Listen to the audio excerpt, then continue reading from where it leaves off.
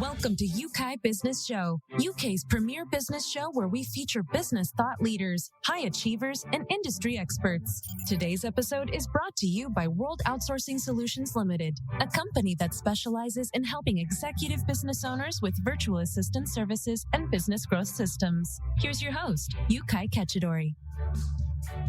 Hi guys, and welcome back to another very special episode. And today on the show, I'm delighted to be joined by a dear friend, Clifton Carmody, and we're going to be talking all things leadership. In fact, we've entitled today's topic as "What Does It Take to Be an Exceptional Leader That Do What Is Right Consistently for All Stakeholders?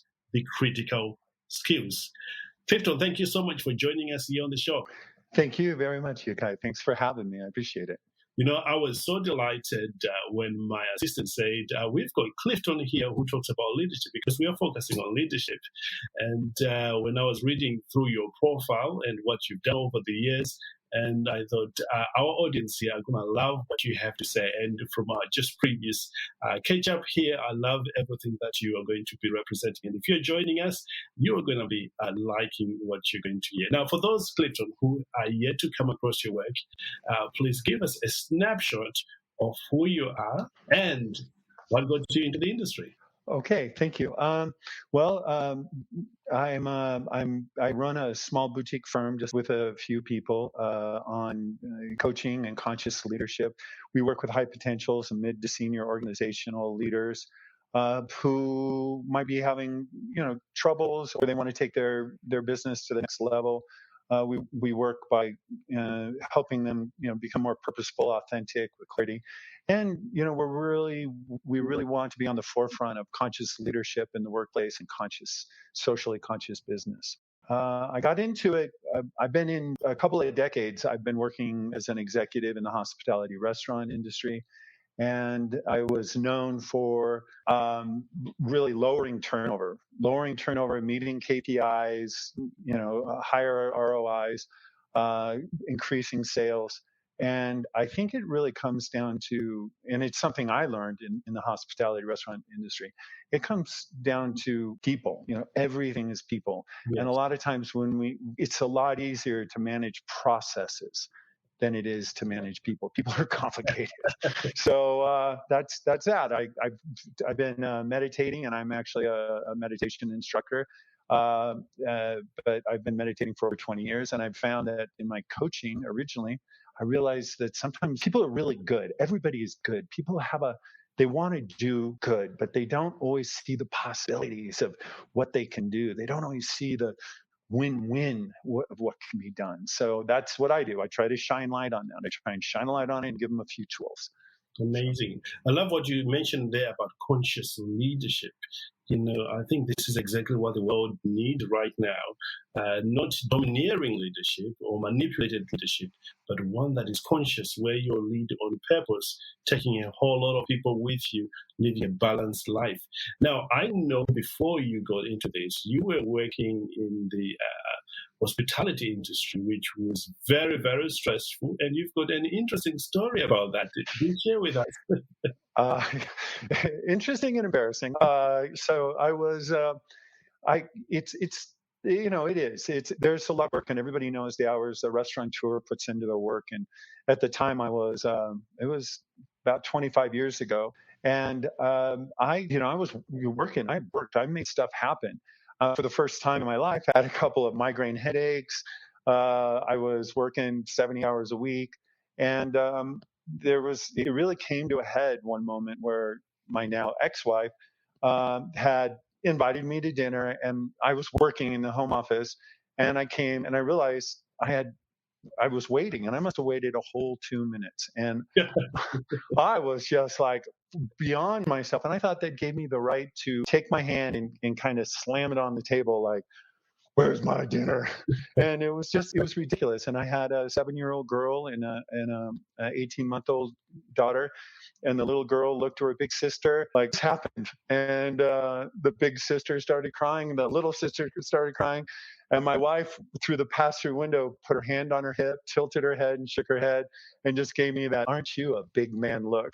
And I felt so small. And I knew that's just not who I wanted to be as a human being. And I knew I needed therapy or something, stress relief.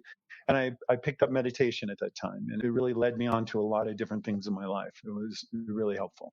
Yeah, before we jump on to meditation, I know there are business owners right now who are listening, perhaps who are working way more hours and they are no longer conscious, they're no longer in touch with their family. In fact, the family runs away when they turn back to come back home. What would you say to somebody perhaps who is at a place like you were before you made the transition?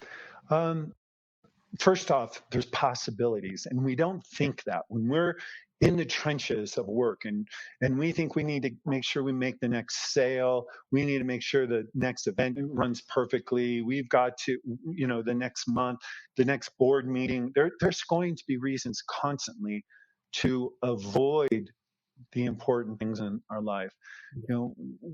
When we die, we never get put on our tombstone anything about he presented the best presentations in the board meetings. It never says that, right? What it says is it talks about what kind of family person was he, what kind of friend was she, and those things are possible. Unfortunately, in our 24/7 environment, we can easily get caught up in this river of doing rather than the river of being. And the whole point is just to take a step back, get help, get your coach, get a consultant, get your family members, get somebody to point some things out, and then just start making minor adjustments. It's not about throwing the baby out with the bathwater.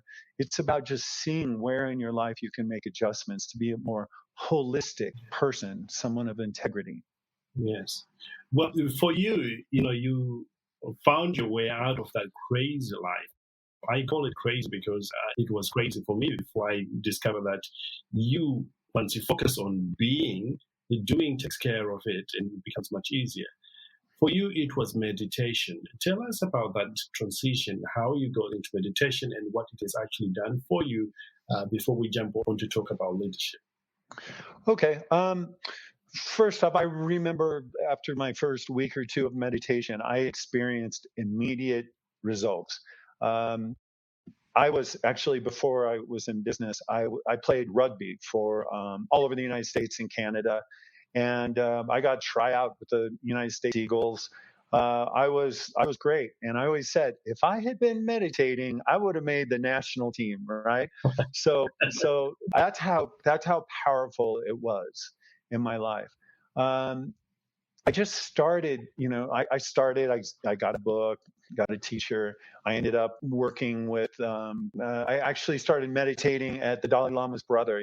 He had a center. Yeah. And I was, I started meditating there, and I just found myself, it just changed who you are. It makes you more aware and more conscious, because often, we have a dialogue. Oftentimes, I'm talking to you, and all of a sudden I'm thinking, oh, what's that book behind his desk? And I'm looking at, I'm thinking of things when I should be paying attention to you. Like, oh, that's a nice jacket. Wonder where I got, all that internal dialogue while I'm on a podcast, while I'm trying to, share things with you. And when you meditate, all that noise, that little voice in your head that talks down to you or says, well, you can't do that, or that's not real, or you stop having that voice. You realize you are not the voice in your head. You are above that, but oftentimes the voice in your head you think is you. So by meditating, you start seeing things for what they are. There's a certain awareness in the room, and you don't go in with preconceived judgmental attitudes, which is a huge problem. If you walk into a meeting and you've already made up your mind, then why are you even having a meeting? But if you walk into the meeting with an open mind, with your own ideas, willing to hear everybody out, then you can make a decision, even if it is the decision you walked in the door with. But that's what being more mindful does. It allows you to see what is in a non-judgmental way. Wonderful. Absolutely wonderful. I do practice meditation myself, and in fact, we've spoken about it during our conversation previously here on the show. It truly is one thing that if you are struggling as a business owner, you can just give it a go and see what happens. It centers you. You see things slightly different. Let's jump on to talk about conscious leadership. What is it, and what are the for those who want to practice it, what can they do? Okay, so conscious leadership is the idea that you no longer, there was a point, there was a whole philosophy, and I think it started, the professor in the 70s said, your one goal as a CEO is the bottom line. Like that, you don't care about anything else. There's nothing. Your bottom line is your bottom line. That's it, right? That's what we've always said. The bottom line is the bottom line. But that's profit, right? And it's great. You have to have profit in a business. You cannot not have profit. That's why we all are in business. So that's the first thing. But there's a certain amount of social responsibility to the people that you employ, to your purveyors, to your distributors, to the delivery man that brings your goods to the door. And as humans, we have a responsibility to the planet. So conscious leadership got started this idea of people, planet, profit. And it's starting to equate those three rather than just make the people and planet like, well, I guess as long as I don't burn up the earth or have a nuclear accident, I'm going to be okay, right? No, that's not what it is anymore. It's like, how are you actually contributing? And a lot of, right now in the last 5 years or so, there has been a tremendous amount of interest from our huge, Larry Fink, he owns what, $8 trillion worth of investment funds he's in control of. He sent a letter to his 500, 600 major CEOs that he worked with and he invested in. He says, hey, I'm giving you a couple of years. I'm going to start judging you on not only your profit, but also how you work with your people and how your business impacts the planet. So this is a time, this is mainstream. This is no longer like this pie in the sky thing. This is what people are finding important. And a lot of it has to do with generational issues. As we're becoming more idealistic, and we've seen it, especially in the United States, where I'm based. We've seen it. We've seen, it's the Me Too movement, and it's Black Lives Matter, and there's people like there's social responsibilities being necessitated right now. Business as usual is no more business as usual. No. I think it's better when you look after the three P's, as we talk about them, and you become very effective. You leave a legacy in that. Mm-hmm. Now, one of the things that you specialize in doing is helping leaders really do very well in all areas, not just in the area of profit, but dealing well with other stakeholders. Let's dive into that for a moment for anyone who wants to do very well in all stakeholders within their sphere of influence. How can they get that? That's a great question. First, it's a paradigm shift. If I see you as an adversary, if I see, my buyer as an adversary, or if I see my provider, my distributor as an adversary, and all I'm trying to do is figure out a way to, make another % profit from this deal that I'm making, you might win, this is the classic thing. You might win the battle, but you'll lose the war. If you have somebody and you're making good deals with them and they can rise and you can rise, then you're doing deals with them all the time. That's win-win. And I think very much Stephen Covey came up with this years ago when he said, go into every situation as win-win. And that's just another way. Let's say it. It's love, right? And that's not super popular, but it's gaining kind of mainstream acceptance. But we want to be loved. You want to be loved by your listeners. I want to be loved by the people I work with. Bosses want to be loved by their board and by their employees. So it's win-win. So even if there's somebody, you have to have a difficult conversation with an employee and you bring them in and you think win-win. Like, even if you fire them, even if you have to ultimately fire them, you do it with dignity, you do it with some grace, and you do it also, mentally saying, I'm giving you the opportunity to be successful elsewhere because, you're not being successful here. Yeah. And you think that because oftentimes I've fired people and I've been best friends with them years later, they come back and go, oh, thank you so much. I did exactly what you said. I joined the Peace Corps. I got in the military. I met my dream wife. Thank you so much. And that's true. That's a true story. So it really starts off with win-win. That's going to be the paradigm shift. Every single relationship, business and personal, and yourself, you got to think win-win. You want to build your business, that's great, but don't kill your physical body while you're doing it. So it's a paradigm shift. It doesn't have to be a win-lose. It can be win-win. No, there's no need for win-lose. You can create a win-win-win situation, because if your business partners are winning, your customers are going to win. I consider the employees or people that work with me as my business partners. If they are winning, it means they are going to create a winning situation for the people we get to work with, and that is a triple win there for us. In fact, probably it goes even further, because once you start, will keep on going because of the ripple effect. Right. There's something that you mentioned earlier on, Clifton, when we were talking about that one of the struggles that leaders have is transitioning from one role to another, or leading maybe, say, their personal life, the business life, to leading, and a grumpy employee. Yeah. You have a strategy of helping them transition through that process that has proven to be profitable. Talk to us about that. Yes, this is something I work with my clients on. Not everybody wants to get into meditation, and I fully realize this, but it's really about being mindful and being aware of where you are at the moment, what is happening. And oftentimes we're multitasking and we're doing 17 things at once, and we're running from meeting to meeting. And all this is I called it Stop for Three. And I don't know where I started, but there's three aspects to it. It's understanding your body, what is telling you, your goals, and thinking a thought about who you're going to meet with. So oftentimes, we're in a meeting and we're having a difficult meeting and we have to go into a sales meeting where we need to be upbeat and happy. But now we're worried about the last meeting.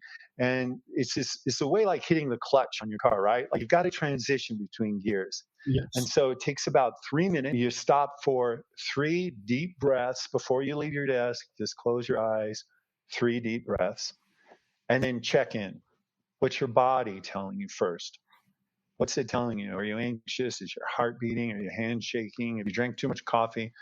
Are you sleepy? Are you not drinking enough coffee? Whatever it is. So an awareness of who you are at that moment. Then the next step is, what's the goal of the transition, the next gear I'm going into, the next meeting I'm going into? What's the goal? If I've been at work and I've been having difficult meetings in a board meeting all day, am I going to get on the phone with my wife for 5 minutes and treat her, like the way I feel, like I'm angry? Or am I going to realize I want to tell her, look, I'm out of town, everything's going well. This meeting's not going so well, but I feel good. Just realize, what is the goal? Maybe you're walking into a sales and you're like, okay, I got to be upbeat here. Or you're walking into a difficult conversation with an employee. Okay. That it doesn't matter what it is. Just figure out what the goal is. Then, and this is super important, no matter what, whether it's your spouse, whether it's an employee you love, whether it's just a distributor you're just angry with, it doesn't matter. Think of something you appreciate. So body check-in, goal, what's the goal of the meeting? And then appreciation. Just think of one positive, non-related to the particular meeting, but just anything about them. Think of one positive item about who you were meeting. You don't necessarily have to bring it up, but it starts the conversation off in what we just talked about, win-win, right? This is a human being I'm talking to. They have families, they have goals, they have aspirations. And you just think that. So you're like, okay, I'm a little bit chill. I've turned the volume down a little bit. I can go into my next session a little bit better. Amazing. Absolutely amazing. You know what? You just described exactly what I do when I get into my podcast state. For my listener, this is probably new for you to hear. Before I jump on to talk to anybody, I have a time where I just get quiet, really center, really put everything away and think, okay, I'm just about to have a conversation with a great human being, who's probably worked all their lives to become who they are right now, on their skills. and I'm going to be present, which is one of the points you put up on there. And then I think of what is the goal? Why am I entering into this conversation? And it's amazing, this whole process. And I'm glad that you've come up with the title for it, Stop for Three. I did it naturally without knowing. Yes, and it's so important. And I think we all, this is a classic case where we know the answers inside. Everybody knows. You knew the answer. You didn't even know what the question was. You already knew what the answer was. Like you already were going at your podcast with this idea of like what you needed to do. And everyone can figure out these answers. Sometimes you need prodding. Sometimes you need a coach, a consultant, some feedback, whatever that case might be.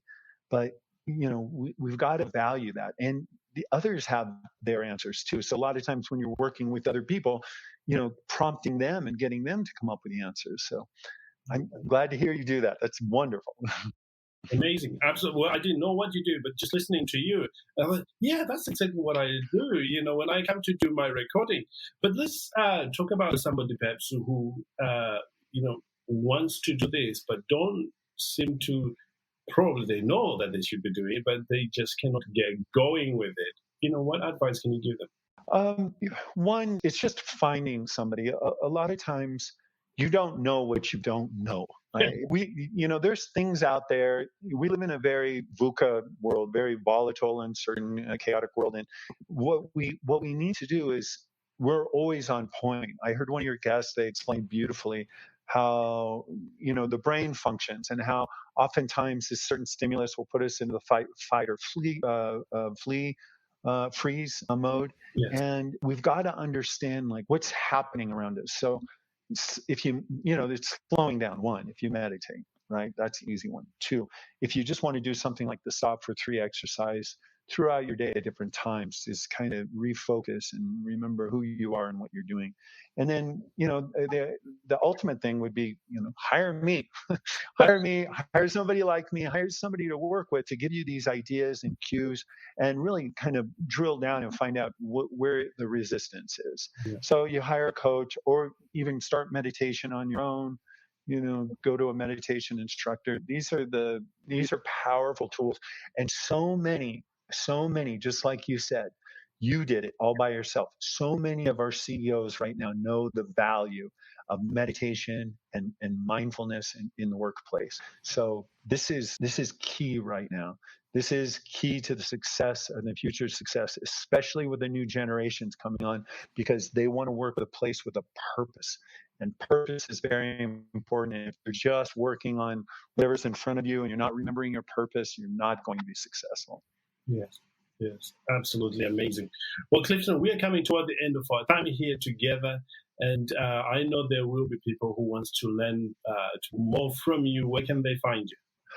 You can find me, I don't know, I'm Clifton Carmody, and I think I might be one of the only ones on the internet, it seems like, and you can look me up. Recently, I just got 20 mindful leaders to follow into 2021 Business Insider. So you might see that article on me. My website is mindfulleader.com. There's no vowels in that though, just MNDFLLDR.com. And I'd be happy to talk, and I'm happy to collaborate and talk. It's, I do coaching for executives and other high performers, small business owners, high potential employees. And we're executive leadership firm. So we can work with you. Plus, personally, me, I just want to see people happy. I think, as we said, win-win. Maybe I might not be the best coach for you, but I bet I know who might be. So, yes, amazing, absolutely amazing. Final thoughts, on other entrepreneurs just like you who are finding perhaps the pandemic a bit of a challenge. What can you say? Don't give up hope. Oh, there's possibilities. If there's somebody out there right now during this pandemic that made more money than they did the year before, then you can too. And it's just a matter of switching things up. A lot of times when disaster strikes, you've got to figure out a way to turn it around. And it's a matter of getting out of your own head, seeing possibilities. And we all don't know the answers. Stay curious. Talk to your staff. Talk to your friends. Join a peer group of CEOs. These are the type of things that get you out of your your tunnel vision and allow an expansive view of things. And I sympathize. I came from the restaurant hospitality industry, and it was just a few years ago that I got out of it. So for me, what I see 60% unemployment in the United States in that industry right now. It's horrendous. So I very much believe that it's out there, but at the same time, it's like let's figure this out. Amazing. Absolutely amazing. Well, there you have it, guys. Clifton Carmody sharing with us principles and secrets to become an effective leader, consistently leading in all areas of life. And if you've got any question, you can shoot an email to Clifton or reach out to him on his website. Alternatively, just click the link below to be taken to some of his resources. Now, I just wanted to bring your attention. We are now on Clubhouse every Monday at 9 o'clock UK time. You can join us there. It's going great, and we would love for you to join us because something great is happening over there. And again, we appreciate you, and I believe in the plans you are trying to work on as a business owner. Keep on at it until you make it happen. Clifton, thanks again for joining us here on the show. Thank you for having me. I really appreciate it. Amazing. Well, have a great day, guys, and talk to you soon. Thank you for listening to Yeukai Business Show. We will be back to bring you more episodes with success stories and advice straight from the experts. Want more? Check out www.yeukai.businessshow.com. Get your free trial of our virtual assistant service today. Just visit www.worldoutsourcingsolutions.com. Quote WOS18 or send us an email at support@worldoutsourcingsolutions.com.